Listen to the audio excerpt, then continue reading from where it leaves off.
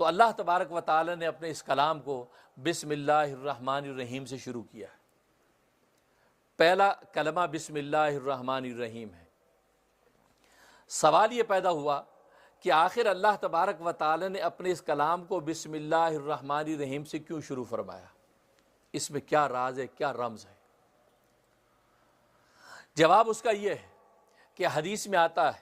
اور ظاہر ہے کہ حدیث یہ خود اللہ تبارک و تعالی ہی کا منشا ہے کہ جو نبی کی زبان سے جاری ہوتا ہے۔ فرمایا کل امر ذی بال لم یبدأ ببسم اللہ، کہ ہر محتم بھی شان عظیم الشان کام جو بسم اللہ کے ساتھ نہ شروع کیا گیا تو فو اخطا و ابتر، کہ وہ بے برکت ہوتا ہے، دم کٹا ہوتا ہے۔ عظیم الشان کام ہے اور بسم اللہ کے نام سے شروع نہیں کیا تو وہ کیا ہوا؟ بے برکت ہوگا۔ تو جب سرکار دو عالم صلی اللہ علیہ وسلم کی زبان مبارک سے اللہ تبارک و تعالیٰ یہ بات کہلوا رہے ہیں تاکہ امت اپنے عظیم الشان اور محتم بشان کاموں کو بسم اللہ کے ساتھ شروع کرے، اور اللہ تبارک و تعالیٰ کی کتاب سے عظیم الشان کام کون سا ہوگا، اللہ کے کلام سے عظمت والا کام کون سا ہوگا، وہ بسم اللہ کے بغیر شروع ہو، تو یہ تو بات نہیں بنتی۔ اس لیے اللہ تبارک و تعالیٰ نے اپنے کلام کو بسم اللہ الرحمن الرحیم سے شروع کیا۔ اور بسم اللہ الرحمن الرحیم یہ اللہ تبارک و تعالیٰ کی حمد و ثنا ہے، اللہ تبارک و تعالیٰ کی عظمت کا بیان، ان کی رحمت کا ایک گویا کہ واضح اظہار ہے، اس لیے بسم اللہ الرحمن الرحیم سے شروع کیا۔ اب یہاں ایک دوسرا سوال پیدا ہوتا ہے کہ بسم اللہ الرحمن الرحیم جو ہے اس میں اللہ تبارک و تعالیٰ کی عظمت کا بیان، اس کی رحمت کا بیان ہے، تو اللہ کی رحمت و عظمت کو بیان کرنا بھی تو ایک عظیم الشان کام ہے، اس سے پہلے بھی بسم اللہ ہونی چاہیے۔ دماغوں کو حاضر کر کے بیٹھو گے تو باتیں سمجھ میں آئیں گی، انشاءاللہ لطف بھی آئے گا۔ تو اس سے پہلے بسم اللہ ہونی چاہیے، کیونکہ بسم اللہ پڑھنا یہ ایک عظیم کام ہے، کیونکہ اس میں اللہ تبارک و تعالیٰ کی مدح و ثنا اور اللہ کی رحمت و عظمت ہے، تو ایک عظیم کام یہ خود بھی ہے، تو اس سے پہلے بھی بسم اللہ ہونی چاہیے۔ پھر وہ بسم اللہ اس میں بھی اللہ کی عظمت و رحمت ہے، تو اس سے پہلے بھی بسم اللہ ہونی چاہیے۔ تو یہ ہر بسم اللہ سے پہلے ایک بسم اللہ، یہ تو تسلسل لازم آتا ہے، تسلسل لازم آتا ہے، اور تسلسل باطل ہے۔ تسلسل ایک چیز میں چلتا ہے، کوئی منتہا نہ ہو تو وہ چیز باطل ہوتی، وہ جائز نہیں ہے۔ تو پھر یہاں اللہ تبارک و تعالیٰ نے اس بسم اللہ سے پہلے کوئی بسم اللہ کیوں نہیں لکھی؟ سوال سمجھ میں آ گیا؟ اس کا جواب یہ ہے کہ اصل میں بات یہ ہے کہ بسم اللہ الرحمن الرحیم جو ہے یہ اس کلمے کے اندر برکت اور عظمت اس کا ذاتی وصف ہے۔ مثلا مثال یوں سمجھیں آپ کہ آپ نے ہنڈیا رکھی آگ کے اوپر، چولہے پہ ہنڈیا رکھی، اس میں پانی بھر دیا، اب پانی گرم ہو گیا، ابل رہا پانی۔ اب اگر آپ سے پوچھیں کہ یہ پانی کے اندر تپش اور گرمی حرارت کہاں سے آئی، آپ یہ کہیں گے کہ دیگچی میں سے، ہنڈیا میں سے آئی، کیونکہ ہنڈیا کی کا جب وہ لوہا وہ گرم ہوا، اس سے پھر پانی گرم ہوا، آپ کہیں گے ہنڈیا میں سے آئی۔ سوال ہوگا کہ ہنڈیا کے اندر حرارت و گرمی کہاں سے آئی، آپ کہیں گے آگ میں سے آئی، اس لیے وہ گرم ہوئی۔ اب آگے اگر یہ سوال کریں آگ میں حرارت کہاں سے آئی، تو یہ سوال غلط ہے، اس لیے کہ آگ کی حرارت یہ اس کا ذاتی وصف ہے، وہ اس کا عارضی وصف نہیں ہے۔ وہ پانی کی جو حرارت وہ ایک وقت کے بعد ٹھنڈک میں بدل سکتی ہے، ہنڈیا کی حرارت ایک وقت بعد ٹھنڈک میں بدل سکتی ہے، وہ عارضی ہے، ٹیمپریری ہے، لیکن آگ کی جو حرارت ہے اس کا ذاتی وصف ہے۔ اس کے بعد کسی آگ کی ضرورت نہیں کہ آپ کہیں گے آگ کی حرارت کس کے اندر آئی، وہ کسی اور آگ سے آئی، اس لیے آگ کا تو اپنا ذاتی وصف ہے، اس کے مزید آگے کسی تسلسل کی ضرورت نہیں۔ تو بسم اللہ الرحمن الرحیم جو ہے اس کے اندر جو برکت ہے اس کا ذاتی وصف ہے، لہذا اس کے اندر برکت لانے کے لیے اب اس سے پہلے کسی برکت کے کلمے کی ضرورت نہیں، اس لیے کہا بسم اللہ الرحمن الرحیم، کیونکہ اب اس کے لیے اور کوئی ما بالذات کی ضرورت نہیں، کیونکہ بسم اللہ کی جو برکت اس کا ذاتی وصف ہے، بسم اللہ سے شروع کیا۔ اب یہ ایک اور سوال پیدا ہوا کہ قرآن کریم کے اندر اللہ تبارک و تعالی نے ارشاد فرمایا ہے کہ وَإِذَا قَرَأْتَ الْقُرْآنَ فَاسْتَعِذْ بِاللَّهِ، جب تم قرآن کریم کی تلاوت کرنے لگو تو فَاسْتَعِذْ بِاللَّهِ اعوذ باللہ من الشیطان الرجیم پڑھو۔ آپ قرآن کی تلاوت کرتے تو یہ پڑھتے ہیں نا، اعوذ باللہ من الشیطان الرجیم، تو اللہ نے وہاں تو یہ حکم دیا کہ جب قرآن کی تلاوت کرو تو اعوذ باللہ من الشیطان الرجیم پہلے پڑھو، اس کے بعد قرآن کی تلاوت کرو، لیکن جب اپنا کلام شروع کرنے لگے ہیں تو یہاں اس سے بسم اللہ سے پہلے اعوذ باللہ کیوں نہیں لائے؟ اعوذ باللہ آنی چاہیے تھی، اعوذ باللہ من الشیطان الرجیم بسم اللہ الرحمن الرحیم الحمدللہ رب العالمین، لیکن یہاں اعوذ باللہ نہیں لائے، بسم اللہ لائے ہیں ڈائریکٹ، جبکہ خود حکم دیا قرآن کریم میں کہ وَإِذَا قَرَأْتَ الْقُرْآنَ فَاسْتَعِذْ بِاللَّهِ، جب تم قرآن کریم کی تلاوت کرنے لگو تو فَاسْتَعِذْ بِاللَّهِ، اللہ کی پناہ میں آؤ، یہ پڑھو اعوذ باللہ من الشیطان الرجیم۔ کیوں یہاں کیوں نہیں ہے؟ جواب اس کا یہ ہے کہ اصل میں اعوذ باللہ من الشیطان الرجیم میں شیطان مردود کا ذکر ہے، شیطان مردود کا ذکر ہے، اور اللہ تبارک و تعالیٰ کو یہ گوارا نہیں تھا کہ میری مقدس کلام کے پہلے جملے میں ہی شیطان مردود کا نام آ جائے، اس لیے آپ اپنی رحمت کے عنوان کو تو ذکر کیا، بسم اللہ الرحمن الرحیم، اللہ نے رحمان کا وصف ذکر کیا، رحیم کا وصف ذکر کیا، اب اپنی رحمتوں کا ذکر کیا۔ اگر شیطان مردود کا ذکر آتا تو گویا کہ اللہ کی رحمت کے عنوان سے پہلے آتا اعوذ باللہ من الشیطان الرجیم، تو اللہ کو یہ گوارا نہیں تھا کہ اس مقدس اور پاکیزہ کتاب کے پہلے جملے میں ہی اس مردود کا نام آئے، اس لیے یہاں کتابت کے اندر اس کا نام نہیں آیا۔ لیکن فرمایا کہ تلاوت یہ ایک عمل ہے،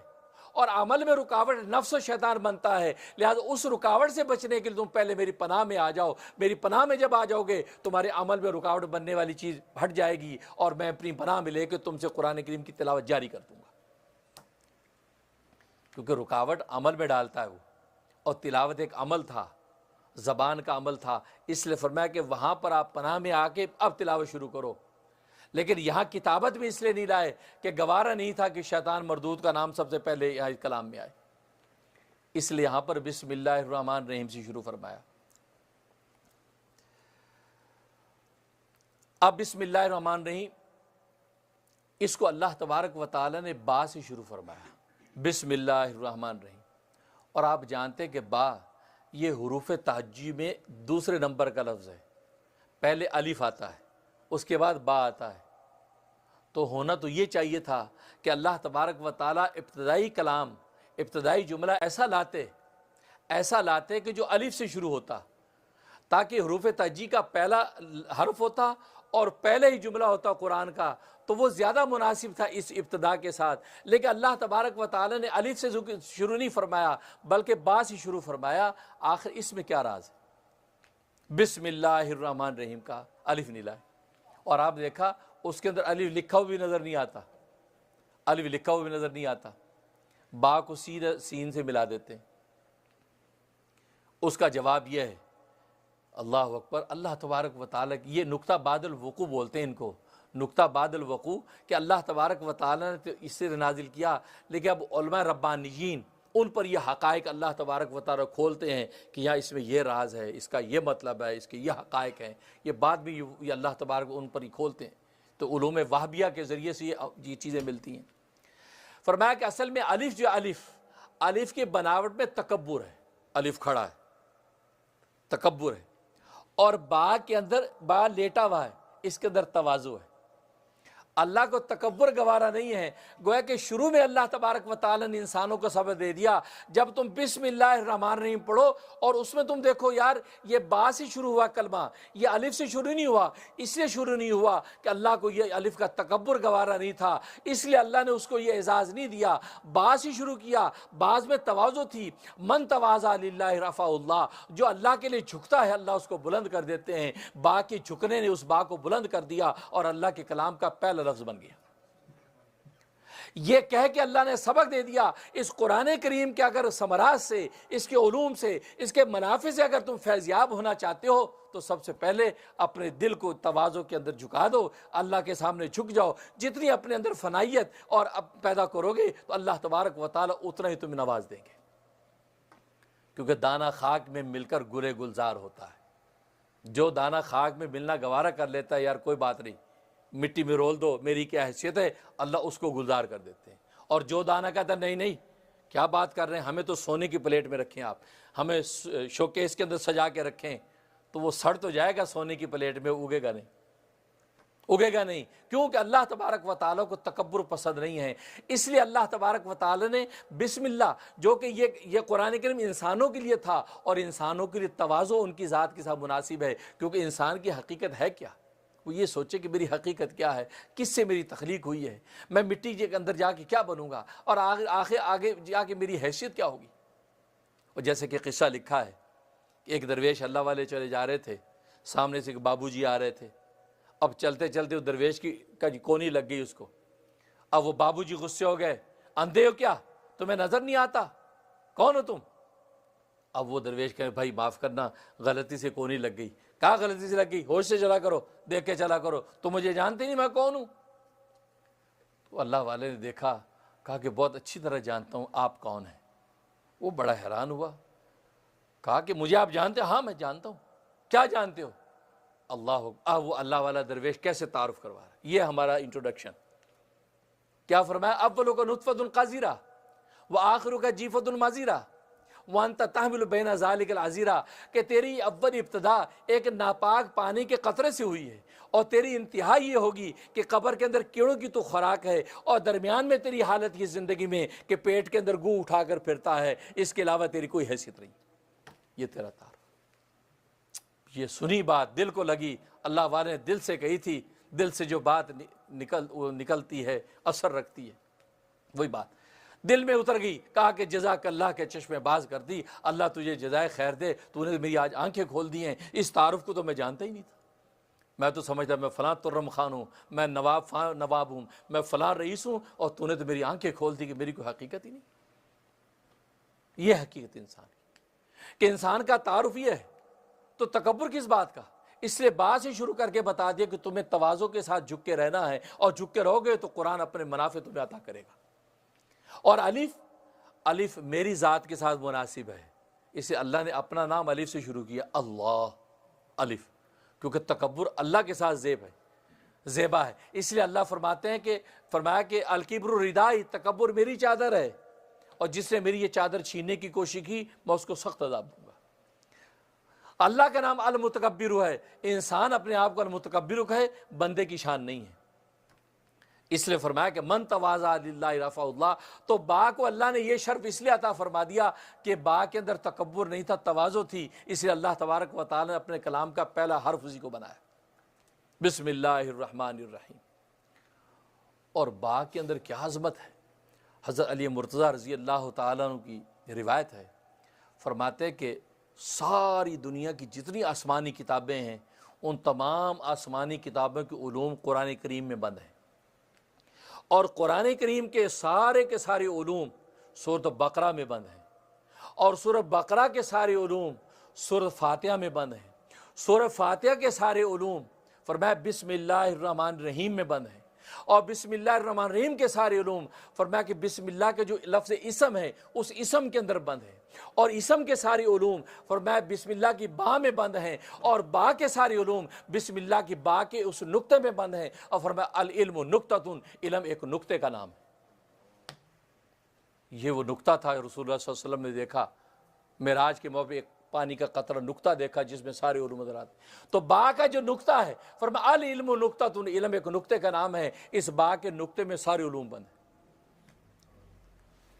اسے تو مفسرین نے ایک با کی تشریحات کی تو صفحے کے صفحے بھر دیے، گھنٹوں اسی پر گفتگو ہوتی رہی۔ آج تو ہم اس کے سننے کے بھی متحمل نہیں ہیں۔ مجھے یاد ہے کہ آج سے 15 سال پہلے میں نے تفصیل سے اسی انداز سے تفسیر شروع کی ایک جگہ پر، ایک مسجد میں۔ اب صرف اسی پر 2 گھنٹے تفسیر ہوتی تھی، تو مجھے بڑی خوشی ہوتی تھی کہ پڑھے لکھے لوگ بڑے خوش ہو رہے ہوں گے کہ یار علوم کیسے مل رہے ہیں ہمیں۔ تو 3 ہفتے کے بعد ایک ڈاکٹر صاحب اس میں سے مجھے کہتے، جو بڑے شوق سے سر ہلاتے تھے، مجھے کہنے لگے مفتی صاحب یہ جس انداز سے آپ نے تفسیر شروع کر رکھی ہے، یہ تو لگتا ہے 30 سال میں ختم ہوگی۔ 30 پارے ہیں نا، 30 سال میں ختم ہوگی۔ میرا خیال ہے اتنی ڈیپ جانے کی ضرورت نہیں، بس آپ اس کو ختم کریں، یہ رہ گیا ذوق۔ آج تو علم سننے کا ذوق بھی نہیں رہا بھائی، بیان کرنے والے تو کیا ملیں گے تمہیں، سننے کا بھی ذوق نہیں رہا۔ اور کہتے یار بس ہم یوٹیوب پہ سن لیں گے، یار سورہ فاتحہ کا ترجمہ کیا ہے، اس کا کیا اللہ کیا کہتے ہیں، بس چھوڑو۔ نہیں، یہ بھی ایک چسکا ہے بھائی، یہ بھی ایک لطف ہے۔ تو اس لیے میں نے چلو اس میں سوچا، وہ 100% شروع کی تھی، تو میں نے کہا 100% تو خیر نہیں کرتے اب، کیونکہ ان صاحب نے تو ایسا دل توڑا۔ اس کے بعد پھر میں نے کہا چلو یار چلاؤ کام، یہ تو کہتے ترجمہ کرو آگے بڑھو، سال میں قرآن ختم کرو۔ تو آج شارٹ کٹ والے ہیں تو، لیکن پھر بھی میں نے کہا کہ چلو تھوڑا سا ذوق آپ لوگوں کو، پھر یہ میڈیا والوں نے کہا کہ جی ہم آگے بھی لوگوں کو پہنچا دیں، چلو کوئی بیچارہ ذوق و شوق والا فائدہ اٹھائے گا، اس لیے سوچا کہ تھوڑے تھوڑے نکات بیان کرتے رہیں۔ تو خیر، تو بسم اللہ الرحمن الرحیم۔ اب اس کے بعد آپ نے دیکھا اسم کا لفظ لائے ہے درمیان میں، ڈائریکٹ اللہ کا لفظ نہیں کہا، باللہ الرحمن الرحیم، شروع کرتا ہوں اللہ کے ساتھ کہ جو رحمان الرحیم پر ہے، بسم اللہ الرحمن الرحیم، شروع کرتا ہوں میں اللہ کے نام کے ساتھ جو رحمان الرحیم ہے، یا اسم کا لفظ بیچ میں لائے، اس کے بعد اللہ کا لفظ لائے۔ کیوں؟ حالانکہ برکات تو ساری ذات سے ملتی ہیں، اللہ کی ذات سے ساری برکتیں ملنی ہیں، تو یہاں لفظ اسم بیچ میں کیوں آ گیا؟ سیدھا کہتے باللہ الرحمن الرحیم، یہ بسم اللہ الرحمن اسم کا لفظ کیوں لائے؟ یہ سوال سمجھ میں آ گیا؟ اس کا جواب یہ ہے کہ اصل میں پہلی بات تو یہ کہ مشرکین مکہ وہ اپنے بتوں کو جب پکارتے تھے تو لفظ اسم کے ساتھ پکارتے تھے، بسم اللہ والعزیٰ، بسم اللہ والعزیٰ، ہم شروع کرتے ہیں لات جو بت تھا اس کے نام کے ساتھ، شروع کرتے عزیٰ کے نام کے ساتھ، چونکہ وہ لفظ اسم استعمال کرتے تھے اپنے معبود کے ساتھ، تو اللہ تبارک و تعالی نے چونکہ اس کو کاؤنٹر کرنا تھا، اس کے بالکل اپوزٹ ایک کلمہ خیر لانا تھا، اس لیے اللہ تبارک و تعالی نے بھی اسی عنوان کو سامنے رکھتے ہوئے بسم اللہ الرحمن الرحیم ایمان والوں کو بتایا کہ وہ بسم اللہ والعزیٰ کہتے ہیں، تم کو بسم اللہ الرحمن الرحیم، اس لیے اسم کا لفظ لائے۔ اور دوسرا جواب یہ ہے کہ اسم کا لفظ لا کے اللہ تبارک و تعالی نے اہل ایمان کو یہ بتا دیا کہ اللہ تبارک و تعالی کی ذات اتنی بلند ہے، اتنی بلند ہے، اس کی ذات تو سراپا برکت ہے ہی ہے، اس کے نام میں بھی اتنی برکت ہے جتنی اس کی ذات کے اندر برکت۔ لہٰذا جب تم بسم اللہ الرحمن الرحیم کہو گے، اس اللہ کا نام لوگے، تو اس نام سے بھی تمہیں اسی طرح برکتیں ملے گی جیسے اس کی ذات سے تمہیں ملتی۔ اس لیے یہاں اسم کا لفظ لائے کہ اللہ، اس لیے آپ نے دیکھا اقرا بسم ربک الذی، کہا پہلی آیت تو اقرا بسم، اپنے رب کے نام کے ساتھ قرات کر، وہاں بھی اسم کا لفظ لائے، اور ذکر کے لیے کہا وذکر اسم ربک، اپنے رب کے نام کا ذکر کر۔ تو گویا کہ اللہ تبارک و تعالی یہ بتلا رہے ہیں کہ اللہ تبارک و تعالی کی ذات اتنی برکت والی ہے کہ ذات تو سراپا برکت ہے ہی ہے، اس کے نام کو بھی تم اگر ذکر کرتے رہو گے، ورد کرتے رہو گے، تو تمہیں اسی طرح اللہ تبارک و تعالی اپنے ذات والی برکت عطا فرما دیں گے، اس لیے اسم کا لفظ لائے۔ اور تیسرا جواب یہ ہے کہ ذات تک انسان اسم سے ہی پہنچتا ہے۔ آپ کے ساتھ کسی کے ساتھ ذاتی تعلقات بنے تو پہلے نام پوچھتے ہیں نا جی، یا ڈائریکٹ ہی گلے لگ جاتے ہیں، آپ السلام علیکم، کیا حال، آپ کیسے ہیں، آپ کا اسم گرامی کیا ہے؟ ہاں جی محمد دین، اچھا اچھا، اور آپ کا؟ جی جمیل الدین، اوہ اچھا اچھا ماشاء اللہ ہے، اچھا، اور کہاں رہتے آپ؟ دوستی ہو۔ تو گویا کہ ذات کے رابطے اسم سے ہی بڑھتے ہیں، لہذا اسم کا تعارف ہوتا ہے، اس لیے اللہ تبارک و تعالیٰ اپنے ذات تک پہنچنے کے لیے پہلے اسم کو ذکر فرمایا کہ پہلے میرے نام کو تو یاد کرو، اس کے بعد میری ذات تک پہنچو گے۔ جب اللہ اللہ اللہ اللہ اللہ کا نام لے گا، سبحان اللہ اللہ کے نام کا ذکر کرے گا، اب نام کے ذکر سے اب مذکور کی ذات تک پہنچے گا، اس لیے فرمایا بسم اللہ الرحمن الرحیم۔ اسم کے بعد ذکر کیا اللہ، اللہ اپنا نام لائے اللہ، اس کے بعد رحمان اور رحیم دو وصف لائے۔ اللہ جو لفظ ہے یہ اللہ کا ذاتی نام ہے، اور باقی سب صفاتی نام ہیں، جتنے بھی نام ہیں اللہ تبارک و تعالیٰ کے، 99 نام تو آپ کے قرآن کریم کے گتے پہ ہیں۔ علامہ سیوطی رحمہ اللہ تعالیٰ فرماتے ہیں، ایک روایت میں فرمایا کہ 5000 نام ہے اللہ تبارک و تعالیٰ کے، اور ایک روایت میں فرماتے ہیں کہ 35,000 نام ہے اللہ تبارک و تعالیٰ کے۔ یہ تو مشہور نام 99 ہیں، اللہ کی ہر وصف اللہ کا نام ہے، فرمایا 35,000 تک اللہ تبارک و تعالیٰ کے نام۔ لیکن ان تمام ناموں میں سے اللہ تبارک و تعالیٰ کا جو ذاتی نام ہے وہ اللہ ہے، باقی سب صفاتی نام ہے، اللہ ذاتی نام ہے۔ اور اللہ کا معنی کیا ہے؟ اللہ کا مطلب ہے کہ وہ ذات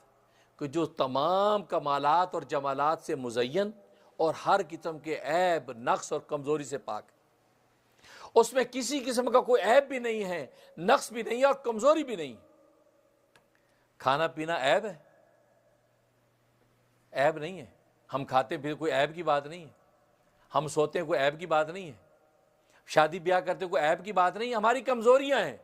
اللہ تبارک و تعالی اس کمزوری سے بھی پاک ہے۔ اللہ کھاتے نہیں ہیں، اللہ پیتے نہیں ہیں، شادی بیاہ نہیں کرتے، ان کے اولاد نہیں ہیں۔ ہم اولاد چاہتے ہیں، یہ ہماری کمزوری ہے۔ اولاد ہمارا عیب نہیں ہے، ہماری کمزوری ہے، اس لیے کہ بچپن میں وہ اولاد ہماری تسکین ہوتی ہے، جوانی میں ہماری مشیر ہوتی ہے، بڑھاپے میں ہمارا سہارا ہوتی ہے۔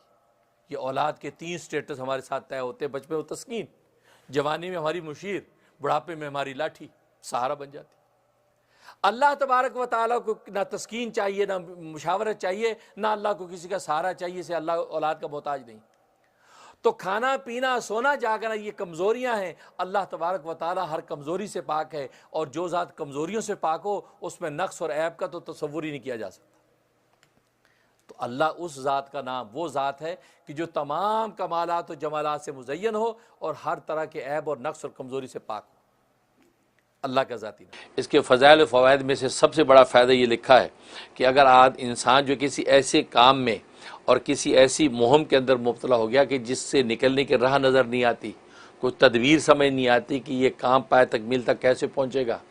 یا یہ جس بھنور کے اندر ہم پھنس گئے اس سے نکلنے کی صورت کیا ہے،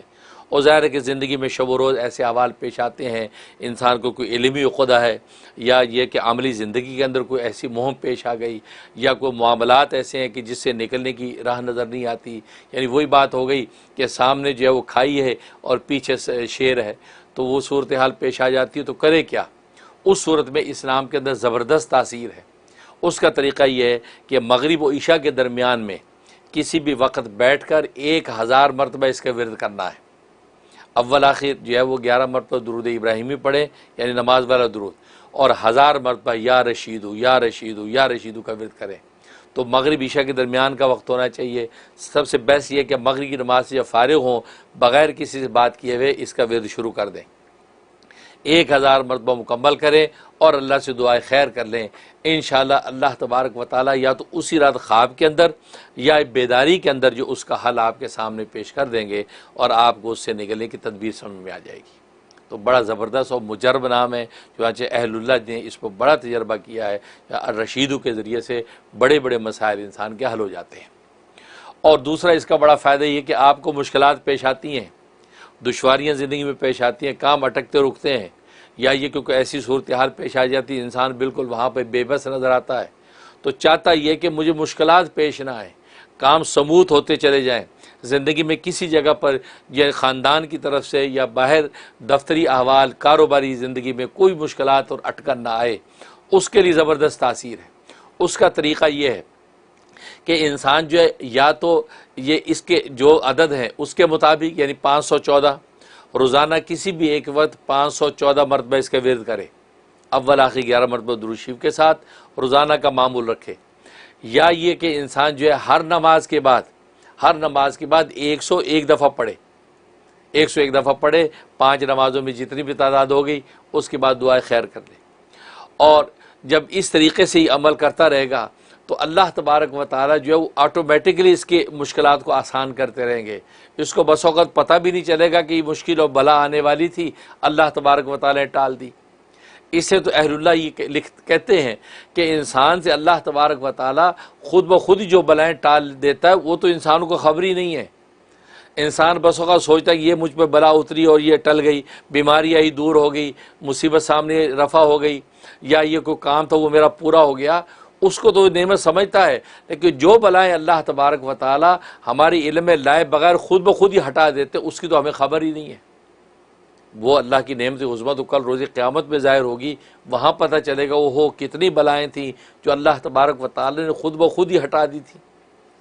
تو یا رشیدو کے اندر یہ تاثیر ہے کہ اگر ہر نماز کے بعد 101 مرتبہ یا اس کا جو عدد ہے 514 مرتبہ کسی ایک ٹائم میں یکسوئی سے بیٹھ کے پڑھ لیں، اول آخر 11 مرتبہ درود شریف کے ساتھ، اور دعا کر لیں کہ یا اللہ میری زندگی میں کوئی مشکلات نہ آئیں، میری آل اولاد کے اندر کوئی مشکلات نہ آئیں۔ جس کی بھی نیت کرے گا اللہ تبارک و تعالی اس کے کاموں کو آٹومیٹکلی خود بخود پائے تکمیل تک پہنچائیں گے، کوئی دشواری مشکل نہیں آنے دیں گے۔ یہ اس میں زبردست تاثیر۔ اور تیسری تاثیر اس کے اندر یہ ہے کہ کاروبار نہیں چلتا، کاروبار میں بندش ہے، کاروبار مندہ چل رہا ہے، یا یہ کہ عام احوال میں کاروبار سب کے ٹھیک چل رہے، اسی کے کاروبار میں کوئی پرابلم ہے، اس کا طریقہ یہ ہے کہ انسان جو اپنے نام کے عدد کے اعتبار سے، جو اس کا نام کا عدد ہے، اپنے نام کے عدد کے اعتبار سے جو ہے ہر نماز کے بعد ورد کرے، ہر نماز کے بعد ورد کرے۔ اور اگر اس کے نام کا عدد 101 سے کم ہے، 101 سے اگر کم اس کے نام کا عدد ہے تو پھر اپنے نام کے عدد کو 3 کے ساتھ ملٹیپلائی کرے۔ اگر 101 سے زیادہ ہے تو پھر ٹھیک ہے، وہ اپنے نام کی عدد، مثلا علی نام ہے اور علی کا عدد 110 ہے، ظاہر 101 سے زیادہ ہے، لہٰذا 110 مرتبہ جی اپنا ورد کرے، جی انشاءاللہ اللہ کی رحمت سے جو ہے اس کے کاروبار میں زبردست ترقی ہوگی۔ اور پانی اگر دم کر کے کاروبار ایسا ہے کہ وہاں دکان دفتر کے کونوں میں چھڑکا جا سکتا ہے تو 3 چھینٹے جو ہے وہ اپنے دکان یا دفتر میں مار لے۔ اگر گھر سے کاروبار کر رہا ہے تو پھر گھر کے جو ہے کمروں کے اندر جو ہے چھینٹے جو ہے ہر کونے میں 3 مرتبہ مار لے۔ سب سے آسان طریقہ میں بتایا کرتا ہوں، وہ ایک بوٹل جو ہوتی شاور والی، تو وہ اس بوٹل میں پانی ڈال لے اور شاور اس کے ذریعے سے 3 جو ہے وہ چھینٹے ہر کونے میں۔ اس کا فائدہ یہ ہے کہ کاروبار آپ کا زبردست چلے گا، یعنی ایسی تدبیریں اللہ تبارک و تعالی سمجھائیں گے کہ خود بخود نفع کے راستے بنیں گے۔ تو اگر جو ہے وہ دکان ہے تو زبردست جو ہے وہاں مال بکے گا، گھر سے کوئی کاروبار کر رہا ہے، کسی کمپنی کے ساتھ اٹیچ ہے، خاص طور پہ بہت سے لوگ ایسے ہوتے ہیں جو ایجنٹ ہوتے ہیں، کمپنیوں کے ایجنٹ بن کے کام کرتے ہیں، کمیشن ایجنٹ بن کے کام کرتے ہیں، وہ چاہتے ہیں کہ اگر میں آگے مال بیچوں تو وہ جو ہے وہ ایکسیپٹنس ہو جائے تو مجھے پروفٹ ملے گا، تو اس کے لیے زبردست تاثیر ہے۔ تو یہ انسان اپنے نام کے عدد کے اعتبار سے، اور عدد اگر اس کا 101 سے کم ہو تو 3 مرتبہ اس کے ملٹیپلائی کرے، تو جتنا عدد آ جائے اتنا ورد کرے روزانہ۔ اللہ تبارک و تعالی غیب سے مدد کرتے ہیں۔ اور ایک تاثیر اس میں بہت زبردست ہے کہ انسان ایسے منصب پر جہاں اس کو فیصلے کرنے پڑتے ہیں یا کچھ ڈیسیژن لینے پڑتے ہیں، کاروبار ہے، معاملات ہے، کمپنی چلا رہا ہے، یا گھر کے معاملات ہے، گھر کا سربراہ، ڈیسیژن لینے ہیں، اب اس کے اندر وہ چاہتا ہے کہ فیصلہ صحیح ہو، اس میں زبردست اس کے اندر تاثیر ہے۔ اس کا طریقہ یہ ہے کہ یہ یا رشیدو انسان جو ہے وہ اس کے اپنے عدد کے اعتبار سے، یعنی 514 مرتبہ جو ہے وہ اس کا کسی ایک نماز کے بعد ورد کرے، اول آخر 11 مرتبہ درود ابراہیمی کر کے دعا کر لے، اس کے بعد پھر کسی ایک نماز کے بعد 101 مرتبہ ورد کرتا رہے۔ مطلب آج اگر زور کی نماز میں 514 مرتبہ پڑھ لیا اول آخر درود شریف کے ساتھ، اور اللہ سے دعائیں خیر کر دی کہ یا اللہ بہت سے ایسے معاملہ اور ڈیسیژنز زندگی میں آتے ہیں، مجھے فیصلہ فوری کرنا ہوتا ہے، آپ جو صحیح سے فیصلہ میرے دل پر اتار اور زبان سے ظاہر فرما، یہ دعا کر لی۔ اس کے بعد یہ اگلے دن سے آپ روزانہ کسی ایک نماز کے بعد 101 مرتبہ اس کا ورد رکھ لیا کریں اور دعا کر لیا کریں۔ انشاءاللہ اللہ کی رحمت سے جب بھی کوئی ایسی صورتحال پیش آئے گی، ایسی کوئی پنچایت ہوگی، جرگہ بیٹھے گا جہاں آپ کو کچھ ڈیسیژن لینا ہے، یا کمپنی کی میٹنگ وہاں ڈیسیژن لینا ہے، تو اللہ تبارک و تعالیٰ آپ کی زبان سے بہترین اور صحیح ڈیسیژن اور فیصلہ ظاہر فرمائیں گے۔ یہ اس کے اندر تاثیر۔ اور ایک تاثیر بڑی زبردست ہے، اور وہ ایک ظاہر ہے کہ بیٹا ہونے کی تمنا کس کو نہیں ہوتی، اور یہ ایک ایسی فطری تمنا ہے کہ انبیاء اکرام علیہم الصلوۃ والسلام کو بھی ہوتی ہے۔ جیسے ابراہیم خلیل اللہ علیہ الصلوۃ والسلام بھی تمنا کرتے رہے، حضرت زکریا علیہ الصلوۃ والسلام نے تمنا کی، کتنے اولیاء کاملین گزرے۔ تو بیٹے کی تمنا کس کو نہیں ہے؟ ہر شخص چاہتا ہے بیٹا ہو۔ اور حضرت مریم سے اللہ تبارک و تعالی نے جو پوری جہانوں کے لیے نشانی اور معجزے کے طور پہ عطا کیا، وہ بھی بیٹا عطا کیا، یعنی حضرت عیسیٰ ابن مریم، حضرت عیسیٰ علیہ الصلوۃ والسلام پیدا ہوئے۔ تو معلوم ہے کہ بیٹا جو ہے یہ ہر نبی کی بھی ایک تمنا ہے، اور لوگوں کی تمنا ہوتی کہ بیٹا ہو۔ اگرچہ بیٹی اللہ کی رحمت ہے، بیٹا اللہ کی نعمت ہے، لیکن ظاہر ہے کہ بیٹی کی تمنا اس لیے ہوتی ہے، ظاہر بیٹے سے انسان کی نسل چلتی ہے، نسب چلتا ہے، پھر اس کے لیے آگے صدقہ جاریہ بنتا ہے۔ تو اس لیے انسان سوچتا ہے کہ بیٹا، اور اس کے کام اور کار کے اندر جو ہے وہ اس کا جانشین بنے، اس کا وارث بن کے آگے لے کے چلے، تو وہ ظاہر مورث کو اس کا صدقہ جاریہ پہنچے گا۔ تو بیٹے کی تمنا، تو بیٹے کے لیے اس میں زبردست تاثیر ہے، اور وہ یہ کہ بیوی سے مقاربت سے پہلے انسان یعنی عشاء کے بعد جو اس کا ورد کرے اپنے نام کے عدد کے اعتبار سے۔ نام کا عدد اس کا اگر 101 سے کم ہے تو وہی اصول کہ اس کو 3 سے ملٹیپلائی کرے، اور مثلا نام محمد ہے اور محمد کا عدد 92 ہے، لہذا 92 کو ملٹیپلائی کریں آپ 3 کے ساتھ، جتنا عدد آئے اتنا آپ نے ورد کرنا ہے۔ اور اگر 101 سے زیادہ ہے، مثلا جیسے میں نے بتایا علی نام ہے تو علی کا 110 سے 110 دفعہ، تو 110 دفعہ آپ نے ورد کیا، ورد کر کے جو ہے 1 کپ پانی کے اوپر دم کیا، وہ پانی آپ نے آدھا پی لیا، آدھا اہلیہ کو دے دیا۔ اگر اہلیہ کو پلانا ممکن نہیں تو کوئی بات نہیں، آپ وہ پانی پی لیں، کافی ہے، اور اپنے اوپر دم کر لیں۔ اس کے بعد جو ہے آپ اپنی بیوی کے قریب جائیں۔ اللہ تبارک و تعالیٰ کے نام سے اسلام میں ایسی تاثیر ہے کہ اللہ تبارک و تعالیٰ جو اگر حمل قائم ہوگا تو بیٹا عطا فرمائیں گے، اور ظاہر ہے کہ بیٹا بہت بڑی نعمت ہے، اللہ اس کی شکر گزاری کا حق ادا کرے۔ تو کہنے کا مقصد یہ ہے کہ انسان جو ہے اس کے ذریعے سے بڑے ثمرات اور برکات اس نام کے ذریعے سے حاصل کر سکتا ہے۔ لہٰذا جو ہے یہ الرشید نام سب کا رہنما، قدم قدم پہ اللہ تبارک و تعالیٰ رہنمائی فرماتے ہیں۔ اب ایک اور فائدہ وہ یہ کہ بسا اوقات فوری فیصلہ کرنا ہے، فوری انسان کو کچھ سمجھ میں نہیں آ رہا کہ اسی وقت میں کیا فیصلہ کروں، ہاں کروں یا نہ کروں، دائیں جاؤں یا بائیں جاؤں، کیا کروں، اسی وقت فیصلہ کرنا ہے۔ اس کے لیے اس میں بڑی تاثیر ہے کہ آپ نے یا رشیدو کو 7 مرتبہ پڑھنا ہے، 7 ٹائم۔ یا رشیدو ارشیدنی، 7 اتنا جملہ ملا، یا رشیدو ارشیدنی، یا اے رشید یعنی اے سب کے رہنما، ارشیدنی مجھے جو ہے رہنمائی فرما۔ تو یا رشیدو ارشیدنی، یا رشیدو ارشیدنی آہستہ آہستہ زبان سے پڑھ سکتے ہیں، بلند آواز سے پڑھ سکتے ہیں، یا یہ کہ آہستہ آہستہ پڑھ لیا، پڑھ کے سینے پہ پھونکا اور سر اٹھا کے جو ہے فیصلہ کر دیا کہ بھئی دائیں جانا ہے،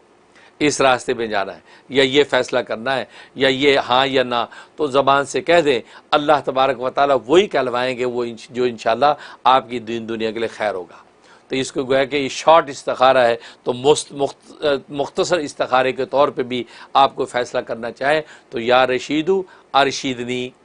شین کے نیچے جو ہے زیر یاد رکھنا، یا رشیدو ارشیدنی، یہ انسان پڑھ لے، انشاءاللہ جو ہے وہ صحیح فیصلہ ظاہر ہوگا۔ اللہ سے دعا ہے کہ اللہ تبارک و تعالیٰ الرشیدو جو اللہ تبارک و تعالیٰ کا بابرکت نام ہے، اس کے ثمرات اور برکات سے ہمیں مالا مال فرمائے، آمین یا رب العالمین۔